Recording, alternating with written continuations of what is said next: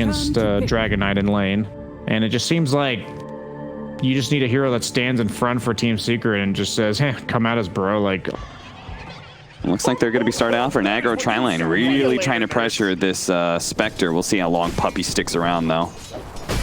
This matchup mid is not great for Nisha once there's a couple of levels on DK. Even level 1, you can see it's really tough. You're only really favored if you've got Grave Chill active, and it's a lot of mana level 1. That's a dead end. Yeah, the Burrow Strike into the arrow. That is just a classic Dota combination. T-lane, so that extra support, you're never really trading with these heroes. No. So you just kind of be hiding out in the woods anyway. Better to let Matu do what he can by himself. Yeah, maybe he can come back in when Furion has a serious level advantage. Maybe he's like level 4 or something. Then it'll feel a little bit better. They're going to go on to Shad now. Shad actually takes the time to go for the deny here, but it looks like he's going to die and have to TP back into lane. So things not going so hot for Viking GG right now. Yeah, I really like that Zai went for the stun caustic. It's so good to pressure these opposing melee heroes. Sandstorm would just shove lane. You have a tri-lane. You want to be getting kills, not just pushing under tower. Speaking of pushing under tower. Advantage, okay. Gotta be able to stop that TP here. Matama Man calling for help here, but Aramis is doing so much damage. Puppey, he's here. Maybe they can get the deny. Turns around, denies him. Nicely done by Puppey. Taking that huge amount of damage, and with these blocks and the treants, almost killed Aramis as well, but he snuck out from underneath them. It's so much fun to watch Secret play Dota. They're always trying to min-max. Viking want to take this series, they're going to need to do something similar. They haven't doing nothing. And you know Secret's going to end up with that. Like, I would be surprised if by 15-20 minutes they didn't have Mech, Vlad's drums, maybe even a Veil, just splitting those items. He's got a Midas queued up. Okay. I mean, levels is super important on a Visage, no doubt. It does mean he's going to be kind of delaying his sort of early game snowball rolling over towers and such, but... Yeah, and maybe we, you know... into the hyper late, something PPD used to do a lot when we were playing in Complexity versus Optic. And you just have the Mirana follow the inch. Yeah, Mirana has certainly been a value pickup right now with the prevalence of Enchantress, of Phoenix. Like, it's just a nice counter pick to all those heroes. Arrow is going to combo off of the Burrow Strike here, but the Ghost is going to chase away Secret. And Yapster's always been a big fan. In fact, it eliminated me from the TI 6 wildcard upper bracket playing Mirana twice. He's always been a fan. That was a long time ago. Wow. Aramis? Stuck inside the trees here. The blocks. Just being perfectly body blocked by Matama Man. Hey, Kyle, do you know? Visage and Furion both certainly on top, but it's really the supports that make up the brunt of this edge. I think Puppey got the first blood. Yapster's got a couple of kills as well. DK form is ready, but tough to use it, and Matu picking up another kill somebody, and a tree's hitting you in the face for like 125 a smack as you attempt to do so. It's just not a feasible proposition.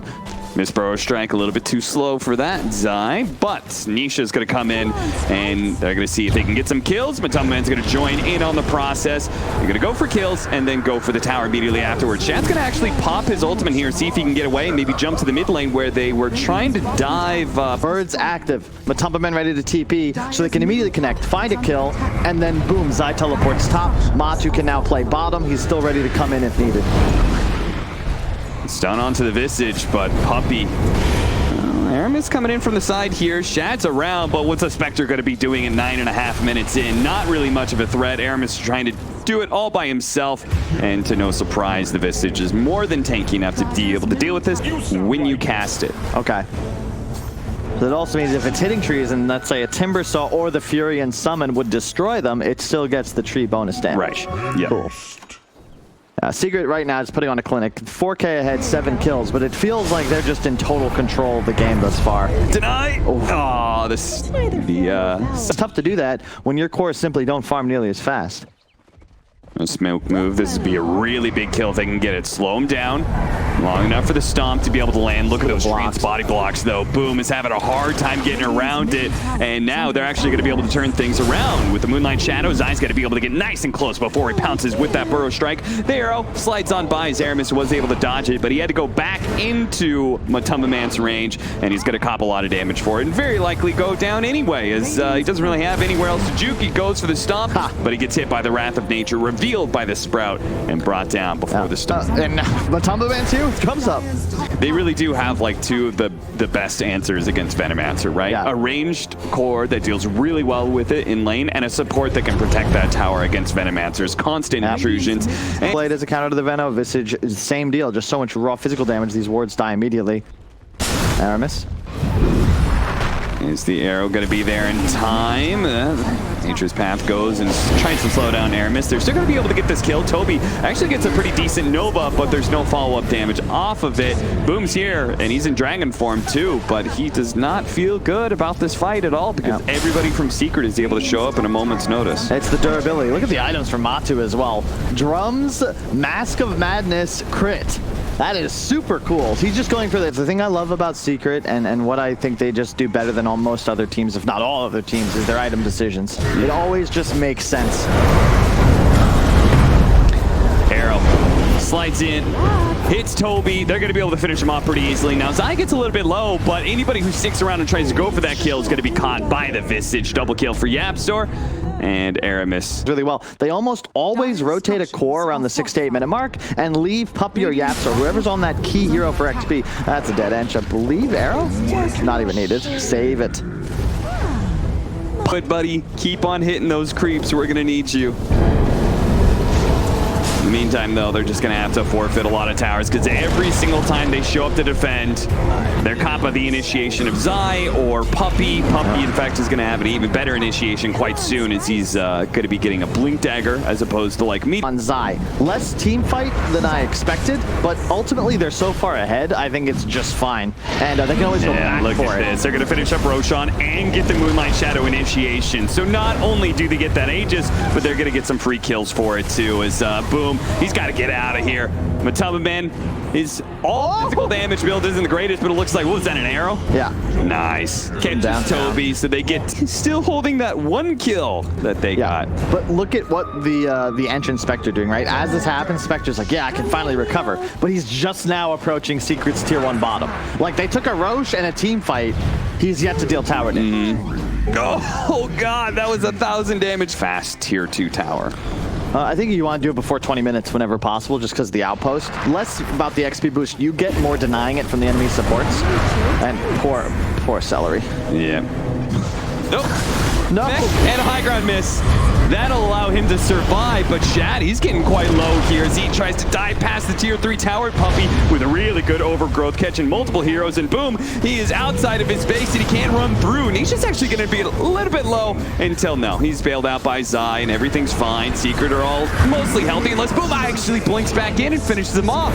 Managed to get the kill on Nisha, gets a second kill on the Dream Protector as well. Okay, 3 kills in total now, making a 4. Zai's going to go down, and Shad, he's going to clean up on this. Matama Man, he loses the Aegis. They're going to surround him, and he'll probably die too.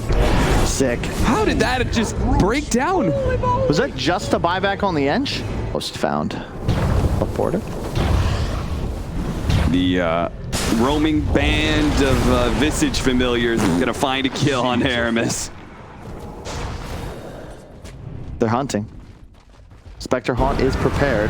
Boom leading the way. Blinks in. Immediately gets the stun onto the Visage, and here comes Shad. They're going to try and blow up Nisha as quick as possible. The Stomp is going to be able to stop these familiars from getting out the damage. Zero Splitter, it's going to land on Nisha as well. Pulling him back in. The Moonlight Shadow, it actually allows him to dodge the Dragon Tail. Where was the counter detection? Shad, stuck inside the trees, will be able to dagger his way out here as Zai actually turned around and put the clumsy net onto the Spectre for a second, but Spectre did manage to get out. A last-second Nova is probably going to make it so Secret don't feel good about pursuing here.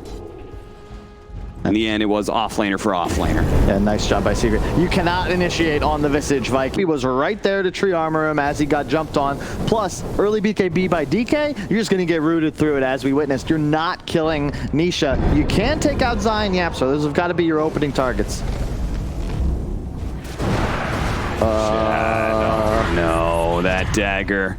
I don't think it was where he wanted it to be. He got stuck in the trees as a result. Now, Boom, he doesn't have a way to cut down the trees. Quelling Blade's still in his backpack, and as he gets revealed, he'll die as well. And all of a sudden, the game, it was looking all right for Viking GG for a while. Then back-to-back core deaths, and Secret are able to siege the high ground just like they were doing 5 minutes ago. Yep, you could tell. Secret, they understood the game state. They juke the fight top in that upper triangle of Radiant. You don't want to fight into this Viking team. They force them to cross the Rubicon. And you saw the Veno walk all the way up, pops his ulti, immediately dies, and there's no follow-up now because they've already used Haunt, they've already used DK, Blink, and BKB. There's nothing to do anymore, and Secret then have time to reset, heal up, take another engagement. This time Viking spells on cooldown, nothing you can do. Yeah, the sad part for Viking GG is when you're down by this much net worth, it means you're afforded very, very few mistakes. You lose one team fight, especially against a Visage lineup, and you're probably going to be losing at least one lane of barracks, very likely two. We'll see the Dragon Knight come up in 10 seconds, but even as he arrives, it'll still have to be a 4 versus 5. Crimson Guard doing what it can to prolong the life of this tier 3 tower, but eventually does go down. As Viking are forced to telegraph their moves. This dragon form, it's going to be wasted unless Secret actually choose to engage Burrow Strike into the air. Nice chain stun there. Spectre's going to pop the ultimate. YapzOr taking a lot of damage in that backline, but immediately the birds triple drop onto the Spectre, and all of his offense gets stalled. Now Zai's going to go back in with that epicenter. Boom's trying to help him out with Matumba Man right now. The Glimmer Cape goes out on the Spectre. They actually don't have detection, but he'll be revealed eventually, especially with the overgrowth. The drop of a sentry. Zai comes through. Nice 2-man Burrow Strike on the 2 supports, and they get popped. And that's what I love. Look at Secret's HPs, right? Almost everybody faded to about 50% there. Yeah. GG's come out, and I love Matsu's position. He just stands there between the Spectre and the rest of his team. And yeah, you Veno ults him, DK shows up, but he just BKBs.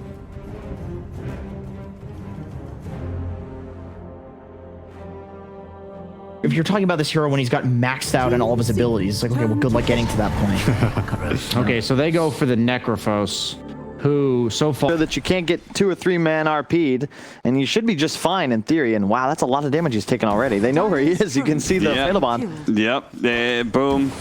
He's just slowly going to die here. Like, they have an exact Taking his weight. No, Secret really, Zai loves this off-lane bottle.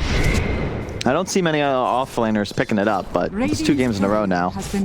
Yeah, I've seen it, and I was like, okay, I'll try it out myself, and I just feel like I never get enough use out of it. So I have to imagine that's just one of those things where team synergy-wise, they just give him a lot more opportunities to refill. Good first blood there from Secret. Yep, he's went for the triple Wraith Band on Matsu, so he's very strong in terms of right-click and... Nisha, nice dodge there with the Slight. That is the trouble with Spirit Breaker versus Ember. Yeah. And a bit of trouble here for Toby, though the Flame Guard burned away. Oh, he's got the Reaper Scythe, but Shadow Shot comes through, and wow, that was enough. Nice bait there from Nisha, setting in. Hero with a good set, gotta have the skin upgrades. And buy MKB. Same kind of archetypes everywhere. Zai's going to be playing, you know, who's the offlane DK at some point in time, Underlords, Omni Knights, you know. He's going to be that big tanky boy that draws a lot of attention. Yeah. Probably get some team fight itemization in there. The big thing for Secret, oh, hang on. No point in silence. Yeah, and that does mean that Matumba Man, okay, if we can get a shackle somewhere in here, they can't even do enough damage. Jeez. Yeah, he's got so much armor, and this is a physical armor combo. He tries to get off a couple of arrows there to finish off one of these 2 heroes, but in turn, the 2 strength heroes are the ones that are too tanky to go down. I don't think he expected Toby to be there all of a sudden. Yeah, just kind of like wraps behind the tier 1 tower and walks through it. Yeah. Cores, oftentimes it's the 2 supports of Secret, much like we see here from Puppey. Mid lane this game, previously he was top tier 1 as the Treant, soaking up that XP and gold. And this is the Secret special. And 4-1, the score, a slight lead for Secret. Zai doesn't want to be sticking around in this lane against Shads, knowing that he's got Chronosphere up. And the Chronosphere is going to be used here. See if they actually get the kill. Looks like he's probably going to have a chance to get up Purification, but it's still going to be chased down by the Spirit Breaker. Aramis. No bashes. Hoping for a high 5. No bashes from anybody right now, but there goes the shockwave from Boom to take the kill. Meanwhile, his 4-position Wind Ranger. Yeah. No surprise there. Level 6 available on Puppey, so why not push this mid tower? They're going to go for the dive back on a Boom. Boom actually getting the skewer on Nisha into the tier 2 where Aramis is there to connect with the charge, but there's too much heal coming out from Zai. They're gonna have a hard time finishing off any of these heroes with Zai around. Like, how can anybody get low enough to get a Reaper sight in the first place? And Toby's gonna find himself overextended here as the rest of his team is not here to join. To do whatever they want. And there's always the Golem to counter-initiate as they assemble 3 heroes now towards the bottom lane as Nisha runs through the jungle. Love that high ground ward. Makes it so much simpler for them to play the map. And hey, Zai, again. Zai just seems to, it's something about his personality too, that I feel like he can do these sort of plays and always put himself in danger and always draw a lot of attention, but this man will never tilt. No. I mean, he's played with, hang on one moment. Easy TP out from Aramis, but it's not going to be so easy for Celery, who's just eventually going to die here. If Boom needs to do something about it, tries to skewer him away from Celery, but Sleight of Fist just does too much damage. Now, they do have the Void coming in. He's got the Chronosphere. He's going to try and go for a surprise pickup. Okay, never mind. He didn't even try 4 patches now, and with several different heroes. I know it's not this simple, but I would almost be tempted to always ignore Zai.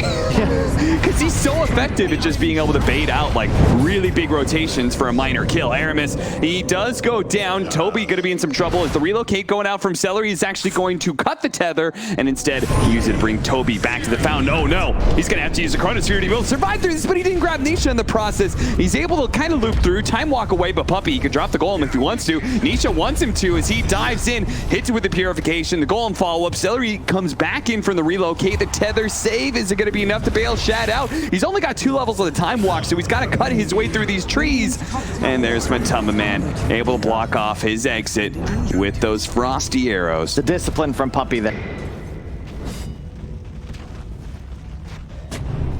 And not being able to play this draft, the execution they're hoping for means they are looking like just a bit lost now at this point. His Secret is just going to kind of run back and forth between lanes and find kills here. Still got Ghost Shroud up. Toby can start dodging some damage, but he doesn't get it off before the shackle. There's just no spells. He was a hero that could have served Viking GG a little bit better because it feels like as soon as they're kind of behind, they just run out of damage. We talked about the damage problems from game 1 as well. Hard to say. Oh, okay, they're going to be able to get on top of Matamba Man here. There is going to be saving grace from Zai. He's got Divine plus a little bit more heals. Aramis is in trouble as Yapzor is going to be able to run down underneath the tier 2. Relocate back out as Silence on top of the shackles. Shad's going to be low. Yapzor misses out on the shot there that would have finished him off, and Shad is able to get away. Boom. Not quite so lucky, though. Toby actually made the skewer back in. The Reaper sight underneath tier 2. Nice combo from Viking GG that allows them to... Where we're going to see Viking GG, like pretty soon their lineup's going to show like, oh, we can really win some team fights, and then Secret's just going to hit their like second timing and kind of run things over. The thing that was unfortunate is that Zai's GA, it saves his Drow, but they weren't able to actually deal damage during Zai gets Hero back in, but that is just a beautiful Golem plus Fatal Bonds combination. They all got to run away, but the damage is going to come in from Nisha. Already takes out the IO and the Fatal Bonds will make sure that Boom does a fair amount of damage to Aramis as well, who gets sniped out. Shouldn't be in front of your tower if possible. I'd like to see them just keep Shad in a side lane and have the right play around it. The Gust actually stops his tether away and allows the Shackle shot to pin him to some trees. Toby hoping that the tier 3 can save him from Nisha's assault, and it will. And Boom and Aramis here lying in wait. Secret, they didn't have the vision of him. Nisha with that Heavenly Grace on him is just play the jungle, sweep the map to the other side when a lane gets in trouble, and ultimately you're at the very least going to get an even fight. Yeah. You notice like the reload's out, the tether comes in maybe quarter second before the reload. Very necessary when you're playing against all these quick stuns like the Shackle, the Golem that could come out from the Warlock as well. Right. Or economic warfare rather, waged against Viking here. They're going to know Mag is here, and Yapzor, hello. Pretty big kill. Aramis is actually going to come in here. TP out. That's not going to be good enough. The multi-shot will bring down Boom. And they do have another shackle shot to Aramis. That makes it a double kill for Matumba Man and Nisha with... They get a little bit of a lead, and suddenly it's the Drow and the Wind Ranger afraid for their lives if they show on vision, because they might just be charged reload on. Toby, he's got a Lotus Orb, so he can quickly remove the shackles, but he's going to be caught by the shackle shot. Yeah, Absor. Yep. It's got to be Shad doing that. Aramis is going to go for the pickoff here on a puppy, and they should be able to get this rather quickly. If he got that Golem Fatal off, could have been real spooky. Aramis, oh, such long-range damage, but fortunately Celery's there. In there, buddy. 6-21, just trying to draw things out and wait for a mistake from Secret while trying not to bleed too many heroes. And Yapzor, he goes for a kill onto Aramis, but they've immediately relocated onto him. They're gonna be able to get this kill. They're gonna punish Yapzor for that kind of play, trying to do it solo too. That is a wicked 6. Heavenly Grace, which is going to be real spooky as the game gets late. Yeah, same goes with Guardian Angel, right? I'm actually checking that because I didn't know if I could say that confidently. Yeah. Oh no, it's any Dispel now. Yeah. Was it GA that's undispellable now then? I think, oh no, the Grace isn't, the GA is. To deal with this Drow a little bit better. This next big fight, they got the charge of the ideal hero. Trying to track down Puppy. Oh. Gonna cancel out on the charge, a little bit scared. The bulldoze, oh jeez, that physical damage so much, and look at that from long range. The initiation comes in, but it's denied. The Gust stops the Void from being able to get in there. He doesn't want to pop his Manta just yet. Unfortunately, he'll be able to heal everything up here, but missing Aramis, I think they feel like they're gonna have to just wait and let Secret start banging on Roshan a bit. And try and jump in last second, but Nisha's not going to try and give them that opportunity. He's going to be disrupted. He's going to get in Viking GG's face. Jumps away before the RP can land. Shad goes into the Roshan pit to check things out. Roshan at half health.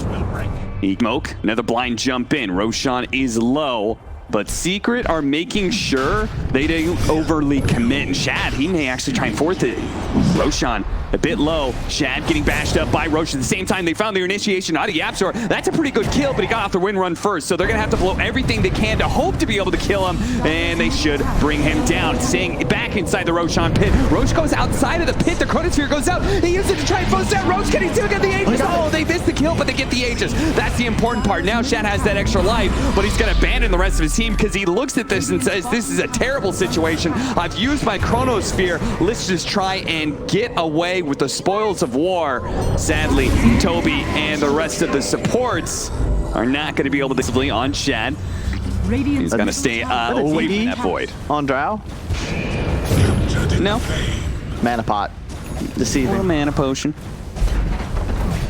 And a lot of long ranges. They have the telescope as well. So this Drone Ranger, and from very far away, boom. It was given the cheese from the Void, but it may not matter. The BKB going off, gets the skewer back, but Nisha and Yapzor combined together, their damage is just immense. A charge through onto the Drone Ranger. Shad is going to go for it here without the Chronosphere. He's looking for some kills, but look at him. He's just being kited around constantly. Time walking off the damage over and over again. Celery's going to try and bail him out here, see if they can keep that H alive. They will not. But if they can kill Nisha here, it would be massive. Skewer back in. Self-fueled Scepter. He's got a Remnant coming up in a second, but his silence goes out. The Reaper's Scythe, and he's down. Dead in the grave. And dead for 2 minutes, too, at that. Team Secret. A rapid retreat now, but a time walk. Forward, dilation, slowing down this Drone Ranger. Shad, if he can keep up on it. Buyback coming in from the Ember Spear. Celery trying to help out this point to go to the RP, but it got silenced. The Gust goes out. Matumba, he takes out the O, turns the damage on the Boom, and a shackle shot comes in from Yapzor, locking down Shad. He just cannot get his hands on any of these heroes. And finally, as he does, he's got Toby to help him out as well. But Matumba, he's looking so tanky now. There's no help, and Shad is giving up on this. But all of his friends are dead. Toby's gonna fall, and Shad, he'll make his way back to the base. Much Computer Cap.